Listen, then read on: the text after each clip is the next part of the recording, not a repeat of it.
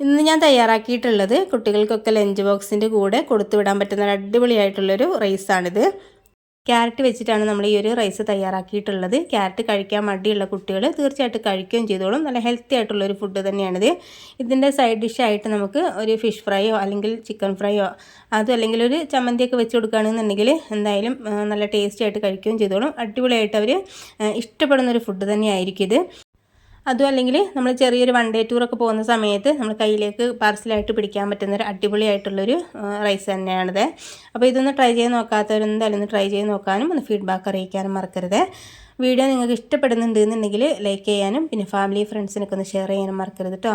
നമുക്ക് പെട്ടെന്ന് തന്നെ വീഡിയോയിലേക്ക് കിടന്നാലോ. അതിന് വേണ്ടിയിട്ട് ഞാനിതാ ഒരു പാൻ വെച്ചിട്ടുണ്ട്. പാൻ ഒന്ന് ചൂടായി വരുന്ന സമയത്ത് അതിലേക്ക് ഒരു ടീസ്പൂൺ നെയ്യ് ഒഴിച്ച് കൊടുക്കുന്നുണ്ട്.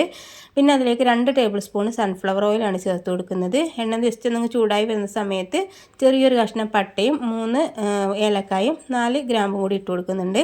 അതൊന്നും പൊട്ടി വരുന്ന സമയത്ത് അതിലേക്ക് ഇഞ്ചി വെളുത്തുള്ളിയും കൂടി ചതച്ച് ചേർത്ത് കൊടുക്കുന്നുണ്ട്.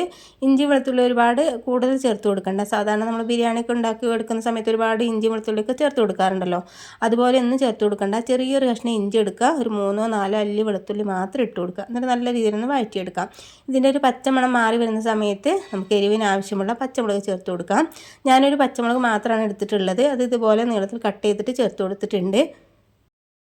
പിന്നെ അത്യാവശ്യം വലിപ്പമുള്ള ഒരു സവാള എടുത്തിട്ട് ഇതുപോലെ കനം കുറഞ്ഞിട്ട് അരിഞ്ഞെടുക്കാം. എന്നിട്ട് ഒന്ന് വഴറ്റിയെടുക്കണേ. അപ്പോൾ പെട്ടെന്ന് വഴണ്ടി കിട്ടാൻ വേണ്ടിയിട്ട് കുറച്ച് ഉപ്പ് കൂടി ചേർത്ത് കൊടുക്കുന്നുണ്ട്. അപ്പോൾ എരിവ് നിങ്ങൾക്ക് വലിയ ആൾക്കാർക്കൊക്കെയാണ് ഉണ്ടാക്കിയെടുക്കുന്നത് എങ്കിൽ കുറച്ച് കൂടുതൽ എരിവ് വേണ്ടി വരുമല്ലോ. അതുകൊണ്ട് തന്നെ കുറച്ചും കൂടി മുളക് ചേർത്ത് കൊടുത്താൽ മതി. നമ്മളിതിലേക്ക് മുളക് പൊടിയൊന്നും ചേർത്ത് കൊടുക്കില്ല. എരിവിന് ആവശ്യമുള്ള മുളക് തന്നെ ചേർത്ത് കൊടുക്കണേ. പിന്നെ ഒന്ന് വഴണ്ടി വരുന്ന സമയത്ത് അതിലേക്ക് കുറച്ച് കറിവേപ്പില ഇട്ട് കൊടുത്തിട്ടുണ്ട്. പിന്നെ ഒരു 3 വലിയ ക്യാരറ്റ് എടുത്തിട്ട് ഇതുപോലെ ഗ്രേറ്റ് ചെയ്തിട്ട് എടുത്തിട്ടുണ്ട്. അപ്പോൾ പേര് പോലെ തന്നെ നമ്മൾ ക്യാരറ്റ് റൈസ് എന്ന് പറയുമ്പോൾ ഒരുപാട് കൂടുതൽ തന്നെ ക്യാരറ്റ് എടുക്കാനായിട്ട് ശ്രദ്ധിക്കണേ. റൈസിൻ്റെ ഒപ്പം തന്നെ നമ്മൾ ഈ ഒരു ക്യാരറ്റ് ഉണ്ടാവണം, എന്നാലാണ് കറക്റ്റായിട്ട് ടേസ്റ്റും കാര്യങ്ങളും കിട്ടുള്ളൂ. ക്യാരറ്റ് നല്ല രീതിയിലൊന്ന് വഴറ്റിയെടുക്കാം. ഒന്ന് കുക്കായി കിട്ടാൻ വേണ്ടിയിട്ട് നമുക്കൊന്ന് അടച്ച് വെക്കണം കേട്ടോ. ഒരു 5 മിനിറ്റൊക്കെ അടച്ച് വെച്ചിട്ട് കുക്ക് ചെയ്തെടുത്താൽ മതി. ഇതിലേക്ക് വെള്ളമൊന്നും ചേർത്ത് കൊടുക്കരുത്. ഈ എണ്ണയും നെയ്യും കിടന്നിട്ട് തന്നെ നല്ല രീതിയിൽ കുക്കായി കിട്ടണം. അപ്പോഴാണ് കറക്റ്റായിട്ട് ടേസ്റ്റും കാര്യങ്ങളും കിട്ടുന്നത്. ഒരു 5 മിനിറ്റ് നേരം നമുക്ക് ഒരു മീഡിയം ടു ലോ ഫ്ലെയിമിൽ വെച്ച് കൊടുത്താൽ മതി. പെട്ടെന്ന് തന്നെ കുക്കായി കിട്ടിക്കോളും. നമ്മൾ ഗ്രേറ്റ് ചെയ്ത് വെച്ചിട്ടുള്ള ക്യാരറ്റ് ആണല്ലോ, അതുകൊണ്ട് തന്നെ അധികം ടൈമൊന്നും എടുക്കാതെ തന്നെ പെട്ടെന്ന് തന്നെ കുക്കായി കിട്ടിക്കോളും. ഇപ്പോൾ ഞാൻ 5 മിനിറ്റിന് ശേഷം തുറന്ന് നോക്കുന്ന സമയത്ത് കറക്റ്റായിട്ട് സെറ്റായിട്ട് കിട്ടിയിട്ടുണ്ട്. കുക്കായിട്ടുമുണ്ട്. ഇതിലുള്ള വെള്ളമൊക്കെ ഒന്ന് വറ്റിയിട്ട് നല്ല ഡ്രൈ ആയിട്ട് തന്നെ നമുക്ക് ഈ ഒരു ക്യാരറ്റ് കിട്ടിയിട്ടുണ്ട്.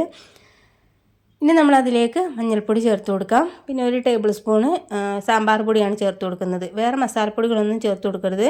സാമ്പാർ പൊടി ഒരു ടേബിൾ സ്പൂൺ ചേർത്ത് കൊടുക്കുക. എന്നിട്ട് ഫ്ലേവർ ഇനി വേണമെന്നുണ്ടെങ്കിൽ ചേർത്ത് കൊടുത്താൽ മതി. റൈസൊക്കെ കൂടുതൽ ചേർത്ത് കൊടുക്കുകയാണെന്നുണ്ടെങ്കിൽ 2 ടേബിൾ സ്പൂണൊക്കെ ചേർത്ത് കൊടുക്കേണ്ടി വരും. മസാലപ്പൊടിയുടെയൊക്കെ പച്ചമണമൊക്കെ മാറി വരുന്ന സമയത്ത് അതിലേക്ക് അത്യാവശ്യം വലിപ്പമുള്ളൊരു ചെറുനാരങ്ങ എടുത്തിട്ട് അതിൻ്റെ നീരെടുത്തിട്ട് ഇതിലേക്ക് ഒഴിച്ച് കൊടുക്കുന്നുണ്ട്. നമ്മൾ പുളിക്ക് വേണ്ടിയിട്ട് ഇതിലേക്ക് തക്കാളി ഒന്നും ചേർത്ത് കൊടുത്തിട്ടില്ലല്ലോ, അതുകൊണ്ട് തന്നെ ഒരു ചെറുനാരങ്ങയുടെ നീര് ഒഴിച്ച് കൊടുത്താൽ മതി. ഇനിയിപ്പോൾ ചെറുനാരങ്ങ ഇല്ലയെന്നുണ്ടെങ്കിൽ വിനാഗിരി ചേർത്ത് കൊടുത്താലും മതി. ഇപ്പോൾ ഇത് രണ്ടും ഇല്ലെങ്കിൽ ടെൻഷൻ അടിക്കേണ്ട. ചെറിയൊരു തക്കാളി എടുത്തിട്ട് ചെറുതായിട്ട് കട്ട് ചെയ്തിട്ട് ചേർത്ത് കൊടുത്താൽ മതിയാവും. അതൊന്ന് വഴറ്റിയെടുത്തതിന് ശേഷം നമ്മൾ മാറ്റി വെച്ചിരിക്കുന്ന ചോറ് ഇട്ട് കൊടുക്കുന്നുണ്ട്. അപ്പോൾ നമ്മൾ ബിരിയാണിക്ക് വെക്കുന്ന റൈസ് കൊണ്ടാണെങ്കിൽ ചോറ് വെച്ചിട്ടുള്ളത് അത് വേണമെങ്കിലും ചെയ്തെടുക്കാം. സാധാരണ നമ്മൾ വെള്ളച്ചോറുണ്ടല്ലോ, വീട്ടിൽ സാധാരണ ഉണ്ടാക്കുന്ന ചോറ് വെച്ചിട്ടാണെങ്കിലും ഈ ഒരു റൈസ് തയ്യാറാക്കി എടുക്കാനായിട്ട് കഴിഞ്ഞോളും.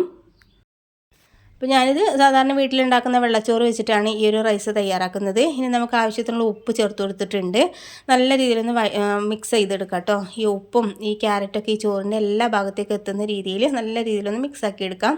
ഒരു 10 മിനിറ്റ് നേരം മീഡിയം ഫ്ലെയിമിൽ വെച്ചിട്ട് മിക്സ് ആക്കുന്ന സമയത്ത് ഇതിലേക്ക് നല്ല രീതിയിൽ ചൂടൊക്കെ കയറിയിട്ട് ഈ റൈസിലേക്ക് നല്ല രീതിയിൽ മസാലയൊക്കെ പിടിച്ച് കിട്ടിക്കോളും.